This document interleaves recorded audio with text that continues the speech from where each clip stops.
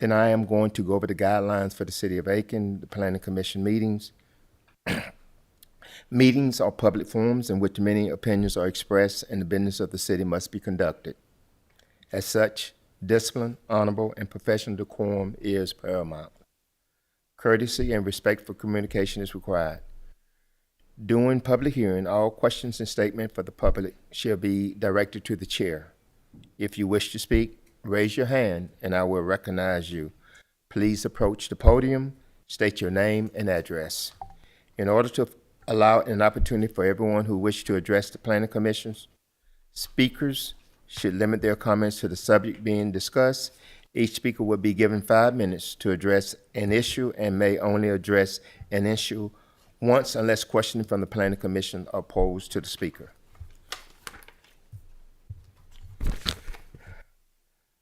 Our next, excuse me, item on the agenda for tonight is the approval of the minutes.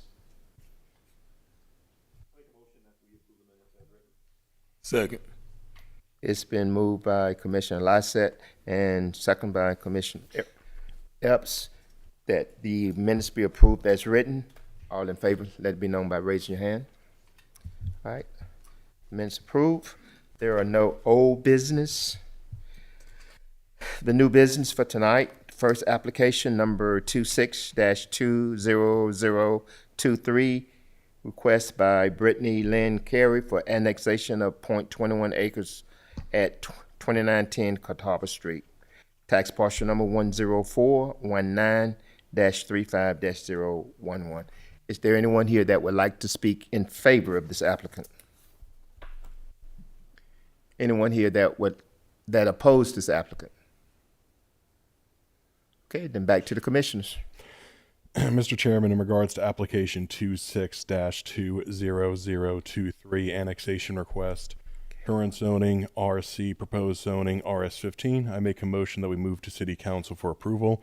As through our finding of facts, we believe that the request is in alignment with all zoning and land use regulations and ordinances, as well as the City of Aiken concept plan. Okay, it's been moved by Commissioner Clarkson as well as second by Commissioner Lyson that we send this applicant to City Council. All in favor, raise your hand. Motion carried, unanimous. The next applicant, item B.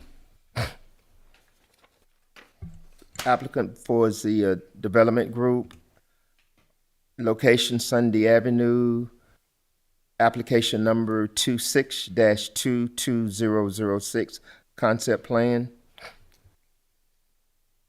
Is there anyone here that would like to speak in favor of this applicant?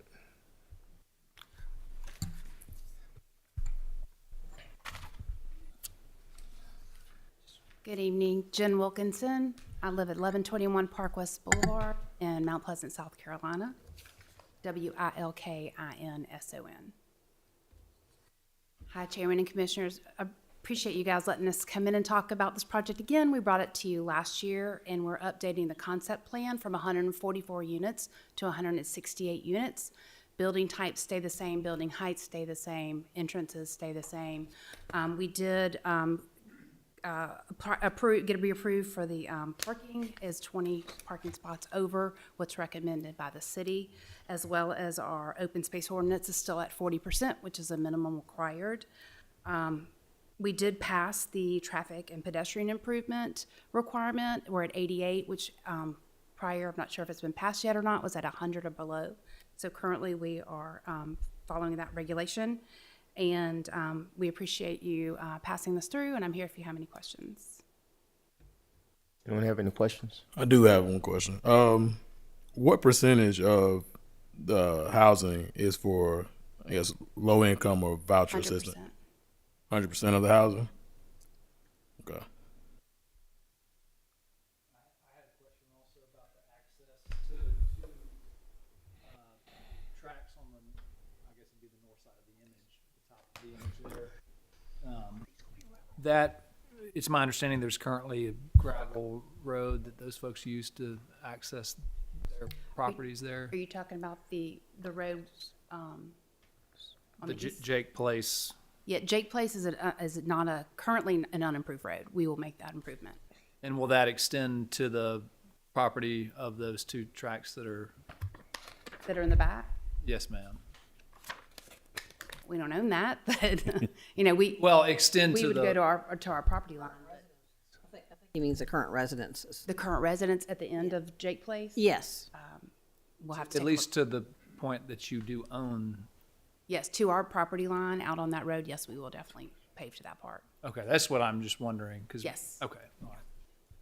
Yeah, I couldn't tell from this design. It looked as if, We can make it more clear. okay. Will your company manage the property once it's built as well, or will that be handed off to a management company, or what is your intent there? That's correct. We do hire a third party. We're developers. That's what we do. We do that best. And we do have a third party. KHEC Management has been in business in the state for 20-something years. They've already managed properties in your area, and that's who we have on our other properties. So they will be our long-term management company. Which properties are those that they manage? KHEC Management, Which do you have any don't examples have of it properties? currently, Okay, no. and that was KHEC? CAHEC.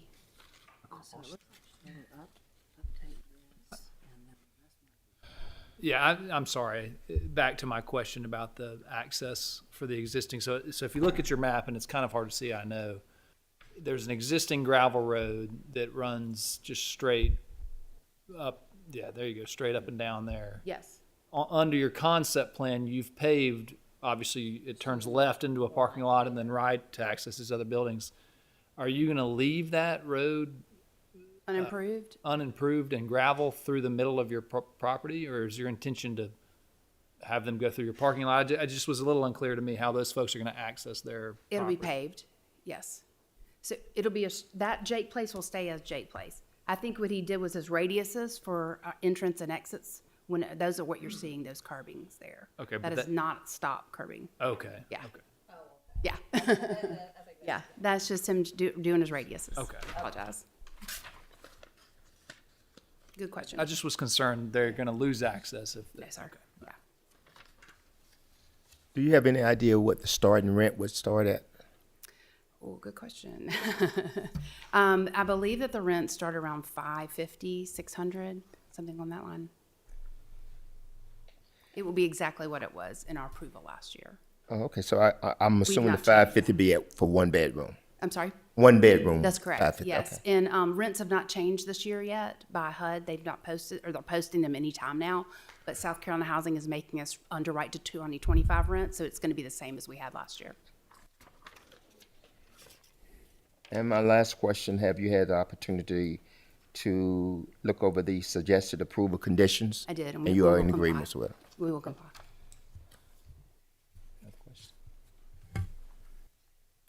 Anyone know? Okay, thank you. Okay, thank y'all. Anyone else that would like to speak in favor of this applicant? Anyone here that would like to speak against this applicant? I wish you could pick a middle word, because I'm not for it, I'm not against it. I just want to raise an issue of serious concern the city is facing, and it seems to be glossed over in this packet, and that's sewer capacity. We were told very clearly from the county, substantiated by the delegation involvement, that we have limited sewer capacity. The number I remember is 410. Sorry, you probably said it, but I didn't hear you. Did you state your name in there already? Dick DeWar, I'm sorry, I didn't say it, I should have. All right, thank you. 1006 Bell Reef Drive. Anyway, the number I recall is 410,000 gallons per day. And I recall a prior member of your commission, now a council member, Pete Messina, studied all of the projects approved between 2020 and 2025. And all of those projects, some of which obviously will not be done, use more than 410,000 gallons per day. And as a result, the new rate for city capacity is $10.89 a gallon. And this doesn't tell the developer how much the developer is going to have to pay for sewer capacity, because you really don't know whether you have it. I read the memo the city engineer put out, and the implication was that they would be a South Carolina engineer that would have to determine how much sewer capacity this project, and this applies to the other two projects on your agenda as well, but a South Carolina certified engineer would have to tell you how much sewer capacity this project requires, and then when they pull the permit, then they have to pay the check. So I'm a little disappointed that you're not dealing with the sewer capacity, which is a major issue at this point. But I'm quite sure that the engineering department have already taken in consideration of that. I have not had that information, but I saw someone raise their hand. They may have some more information as far as that. I understand, but with all due respect, you're approving a project that you're going to tell city council to approve, and they're more than likely going to approve it, but you're the first step in this whole process. So you can't just turn it over to the engineering department. It would seem to me, in your capacity, you need to know how much sewer capacity this project needs and the other two that are on your agenda, to be fair to the developer, because this may turn out to be a waste of everyone's time. When they get to the point of pulling a permit, if there's no sewer capacity, then all this time has been wasted. And I'll state again, maybe the developers already have privilege to that information. And if she would like to speak to that, I have no problems with that.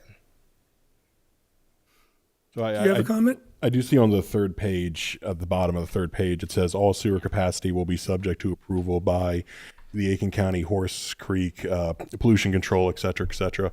Is your suggestion that instead of just having that verbiage, it's more of a specific number? This is the projected usage, and that be included in every packet going forward for developments?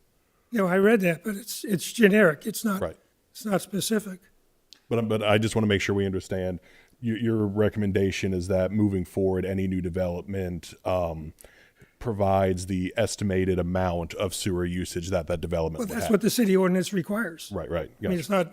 it's not Dick DeWar saying you ought to do it. It's the city ordinance that approved by council says that you have to do that. Well, I will say this, that they're very much on top of this. They are currently, not only have they gotten more sewer capacity, they have been given more sewer capacity, but they are going through everything and making sure that what has been approved, that if it's not being developed, it's off the roll, it's off the sewer rolls. They are very much on top of this. However, we are not the PSA. We do not give that authority, so ultimately it will be up to the PSA to say yes or no. But again, engineering speaks directly with these developers. They're not just flying blind. So I think it is important to maybe let the developer speak to their conversation. And you are aware that there's nothing being done as we speak to increase capacity. I know that they have given us more capacity, and then engineering is staying on top of it, and they are analyzing everything now. That's all. I'm not engineering. I'm just telling you what they're doing. No, I'm not. I know. And I'm just dismayed because the whole planning kind of process starts here. And I'm just dismayed that you're not paying attention to sewer capacity. And this project and the other two and many others that you're going to be doing in the next several months may end up not to have sewer capacity. The plans are wonderful. Everybody thinks it's not going to be an issue, but it is an issue. And we got the numbers to prove it. So thank you for your time.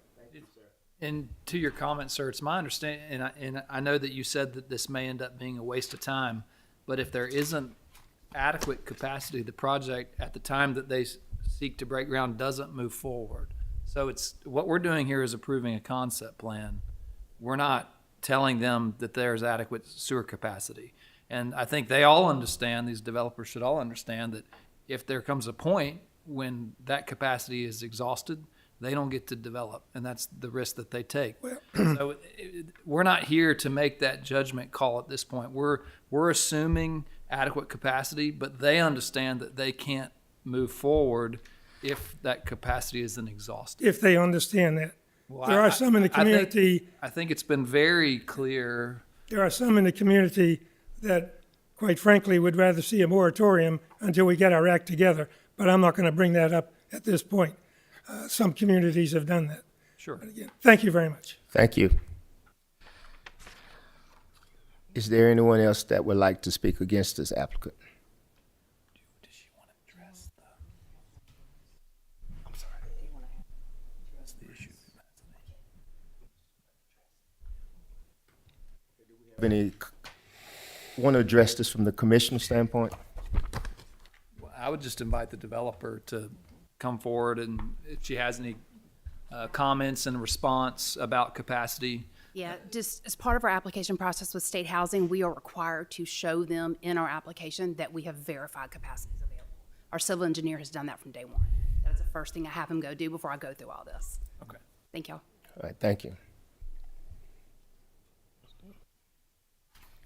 Is there anyone else that would like to speak against this applicant? Okay, then back to the commissioners. Mr. Chairman, in regards to application number 26-22006 concept plan, current zoning, PR, I make a motion that we move to City Council for approval with the 6 listed conditions. As through our finding of facts, we believe that the request is in alignment with all zoning and land use ordinances and regulations, as well as the City of Aiken concept plan.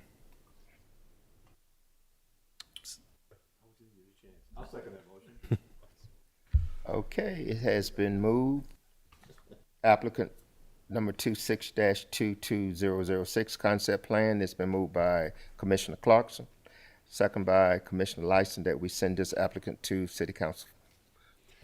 Well, I was gonna just a little bit of discussion. I know Dick left, so can't directly address him, but just to address another thing that he mentioned, he talked about moratoriums, also the number of projects that have been approved by the City of Aiken, and water usage and sewage capacity, etc.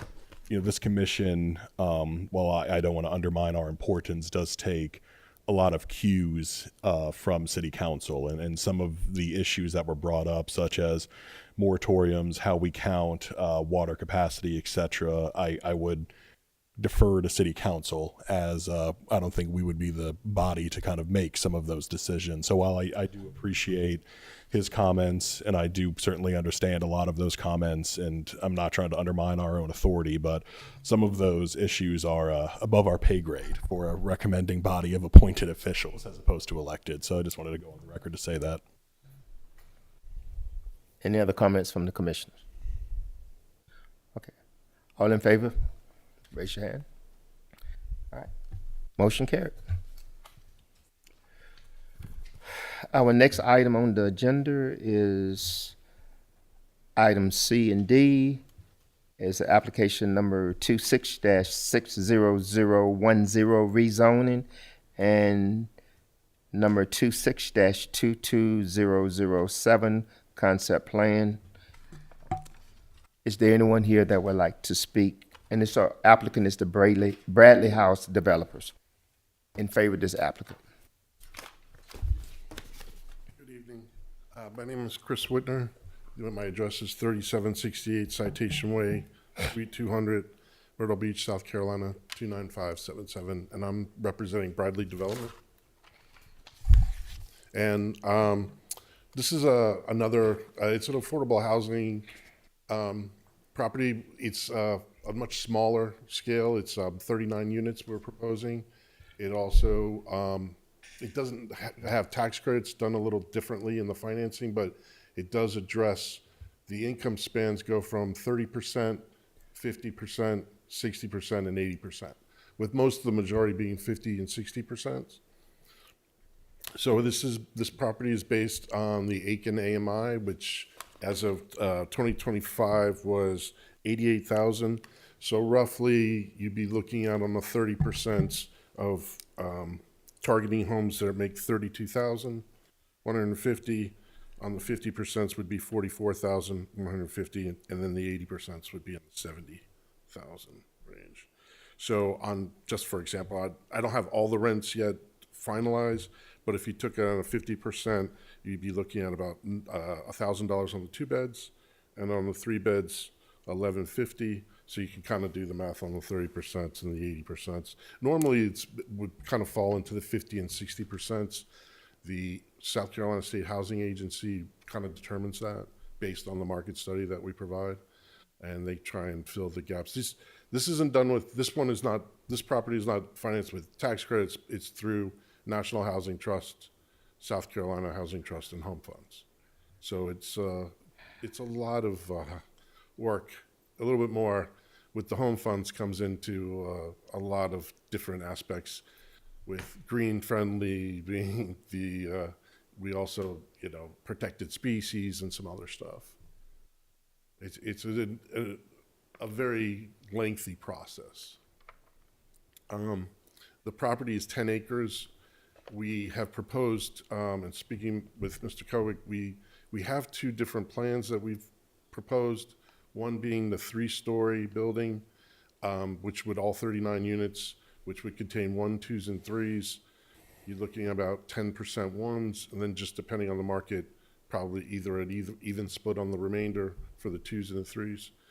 And then our other property, or the other proposal, would be the 3-building proposal, which splits it up into 11, 12, 16 units with a clubhouse also being incorporated. We would prefer to do the 3-story, just from it's less of a footprint.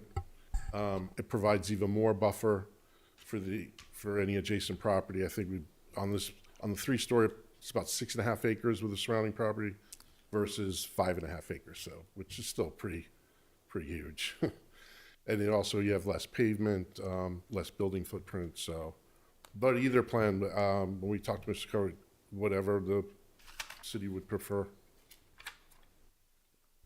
A couple questions for you. Sure. So how did you arrive at 39 units? That is It's the a maximum pretty of this program. Oh, that you okay. can do. It's really to impact smaller communities and smaller areas, which other affordable housing programs don't always address. Okay. And this is to try and put it into areas that haven't seen as much housing as many of the other areas, like Charleston or Columbia or Myrtle Beach. And you don't anticipate adding to this property? I mean, it's 10 acres. No, it's 39. What we see is what we get kind of thing. That's There'll be it. no future development there. Yeah. One of the issues that have come to our attention, and we're well aware of it, is there's a homeless community kind of living on that property right now. Okay. And what's the developer's intention to, for lack of a better term, mitigate that? That's a good question. I mean, we could, working with the city, currently we don't own the property. So I could work with, the owner on that. I don't know, is it like at a camp or? It's kind of a camp, yeah. Yeah, we've had those issues in Myrtle Beach before. Okay. And we've worked with the city where they've gone out and clear cut some of it, or, under, not cutting all the trees, but working with that and law enforcement and stuff. And I really can't do much with the property until I take ownership of the property. Okay. But I can work with the seller and try and help with that. So your intent is to once you own the property, you won't move forward with trying to purchase a property till you get an approved plan from the city. I take Correct. it. And this is a lengthy process. So this is probably, we're looking at a year or 2 year and a half. Okay. And once the property's been submitted, I can't really, outside of the phase 1 environmental or geotechnical, once I'm in the process of the applications being submitted, I can't touch it. And I can't touch it until we purchase it. And that's due to the federal regulations that come with the home dollars. Are you optimistic that this will all fall into place? I do. We just finished we're finishing up a 3-story in Sumter, Okay. South Carolina. I am, but it is a competitive process, but it's not as competitive as the bond program, the tax credits in the bond program. So maybe you have 10 or 12 applications versus 50 or 60. So we've had a good track record with it. And I like it. You get a good bang for your buck, as far as the community goes. It's easily to manage. We have a Columbia-based management company. Okay. So, and we do have a property in North Augusta called Brookstone that was a tax credit property done quite a few years ago. Well, that was my next question. How would you manage it if you did get it built? It would be through the management and company. we have a large portfolio in South Carolina, and the company's based in Columbia. They've been doing this a long 25 years. One of the suggestions from a resident, and I'm just throwing it out there because he suggested it, was maybe fencing around the perimeter or something that looked nice, but still kept people from going into the, what remained as wooded area. Right. And it's setting up a camp essentially. So I'm not advising one way or the other, but it No, was we could- suggested and we wanted to pass We've that done on. fences before, it's not an issue, whatever the community wants as far as that goes. We have a lot of excess land, so we were even, I mentioned to Mr. Cowick, if the city would be interested, we could donate a good portion of it, or, Okay. you know, or just leave it as green space. Gotcha. Because I mean, this program doesn't allow really for a second phase, and if it does, it's 4 or 5 years down the road, so I don't anticipate another one. They don't usually like, this program's kind of in its infancy, it's only been 6 years. Yeah. So they haven't gone around, they're trying to spread the allocation amongst the state. Yeah. So- I mean, I think you'll hear from the board tonight. I'll only speak for myself, but we kind of like the two-story concept. Okay. The footprint's bigger. It looks more inviting as houses instead of an institutional-like building. Right. It's more inviting to the community, if you And it will. doesn't, I could see, so it might have that massing effect if, Yeah, yeah. otherwise, so yeah, that's not a problem. I'm just prepping you because it's Oh, coming. no, that's fine. No, well, and I appreciate that because right now we're about to start our third-party stuff and I've been running 2 site plans and they're like, please pick one, so Okay. that works perfectly. We're going to help you with that in just a minute. Yeah, thank you, I appreciate that. Thank you for your answers. Appreciate Sure. it. Is there any other questions? Any other questions from the commissioners? No, I had a concern too about, is there a plan for future development? And it sounds like that's not an issue here, given the No. nature of this program. Pardon me? Given the nature of this program that you're applying through, it doesn't sound like that's a concern. I mean, I'm sure the city would certainly love the opportunity to have more green space. Yeah, and like I said, we've done, you know, conservation easements and anything. I mean, we didn't want to buy the full 10 acres, but they didn't want to subdivide it. Right. So, Thank you, Mr. Chairman. Any other questions? Okay, thank you, sir. oh, thank you. I appreciate it. Is there anyone else that would like to speak in favor of this applicant? Well, is there anyone here that would like to speak who's not in favor of this applicant? Okay, back to the commissioners. Mr. Chairman, in regard to applications 26-60010, a rezoning request, and application number 26-22007, concept plan, current zoning, office, proposed zoning, plan residential. I make a motion that we move to City Council for approval, recommending concept B, as well as the 5 conditions listed. As through our finding of facts, we believe that the request is in alignment with all zoning and land use regulations and ordinances, as well as the City of Aiken concept plan. Second. Okay, it's been moved by Commissioner, are there any discussion? I'm sorry. Okay, it's been moved by Commissioner Clarkson, as well as second by Commissioner Epps, that application number 26-60010 rezoning and number 26-22007 concept plan B with the approval conditions 1 through 5, that we send this to City Council for approval. All in favor, raise your hand. Unanimous vote, vote carried. Now we have a motion to dismiss. So moved. Been moved. Second. We're dismissed. Thank you.